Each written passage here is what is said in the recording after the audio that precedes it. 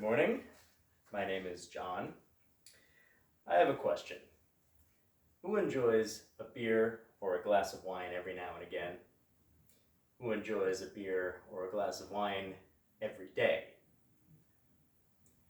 Who enjoys several beers or glasses of wine every day?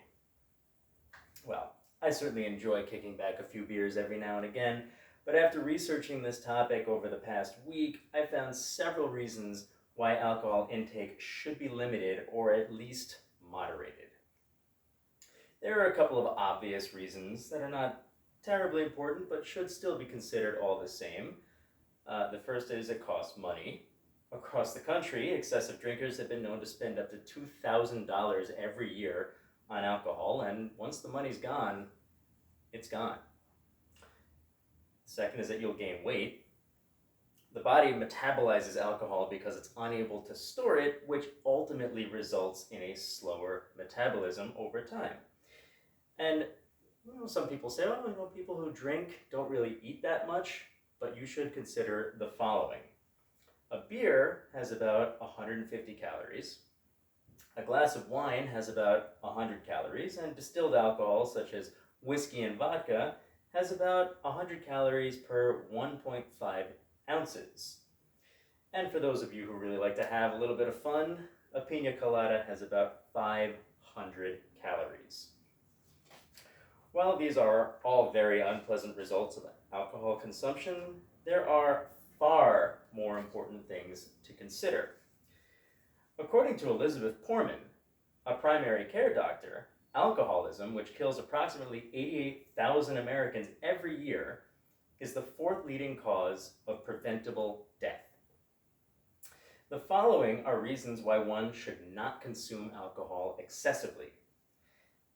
Excessive alcohol consumption can have very damaging effects on your heart. It can damage your digestive system greatly. It can cause bone damage, and it can cause brain damage. The first thing I'd like to address regarding the topic are the damaging effects that it can have on your heart. Excessive alcohol consumption can lead to arrhythmia, in other words, an improper beating of the heart, which can fall into the category of too fast, too slow, or even irregular. It can result in increased blood pressure, also known as hypertension. It increases your chances of having a stroke, and it can even lead to cardiomyopathy, which means that your heart will be enlarged and inefficient, which will likely lead to cardiac arrest. The second thing I'd like to address is damage to the digestive system. Just in your mouth alone, alcohol can end up doing severe damage to your salivary glands, your gums, and your tongue. Tooth decay is also very common among heavy drinkers. Esophageal ulcers can also occur. The esophagus, which connects your throat to your stomach, is lined with a layer of protective mucus. Excessive drinking can wear this layer away, resulting in esophageal ulcers. The third thing I'd like to address is bone damage. Excessive alcohol intake can result in a calcium imbalance, and calcium is extremely important in the maintenance of healthy bones. Alcohol can also disrupt vitamin D production, which is necessary to absorb calcium. And a deficiency in calcium can lead to osteoporosis. The fourth and final thing I'd like to address regarding excessive alcohol consumption is brain damage. This is where it gets a little bit scientific. Intoxication results when alcohol blocks neuron communication. And when drinking is excessive, the brain attempts to compensate by overworking its neurotransmitters, which are what are responsible for the neurons communicating with each other. When alcohol is out of the system, the overactive neurotransmitters cause withdrawal symptoms, which can damage the brain. This brain damage can occur when neurons are overexposed to neurotransmitters, which causes them to burn out, so to speak. And this is what people mean when they say you're going to kill your brain cells if you drink too much.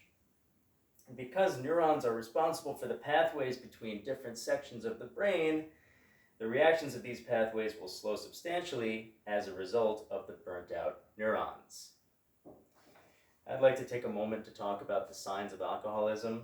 If you think you or someone you might know, you or someone you know might be showing signs of alcoholism, consider the signs and don't be aggressive about it, because if you are, they'll likely resist your concerns. According to E.M. Jelinek, a biostatistician and alcohol abuse researcher, there are 4 stages of alcoholism. The first is pre-alcoholic, when someone begins drinking as a coping mechanism. We've all seen it. The second is the early stage, the transitional cyclical stage. Individuals in this stage will drink to get rid of a hangover. The third is the middle stage, considered the most crucial. Frequent and consistent drinking occurs in this stage. The individual might feel sick when not drinking. And the fourth is the late stage, where the individual requires alcohol to function. Lack of alcohol in this stage may result in withdrawal symptoms. In conclusion, I urge you to refrain from excessive drinking because, among many other reasons, it can end up costing way too much money. It can result in severe weight gain. It can damage your heart, it can damage your digestive system, your bones, and even your brain.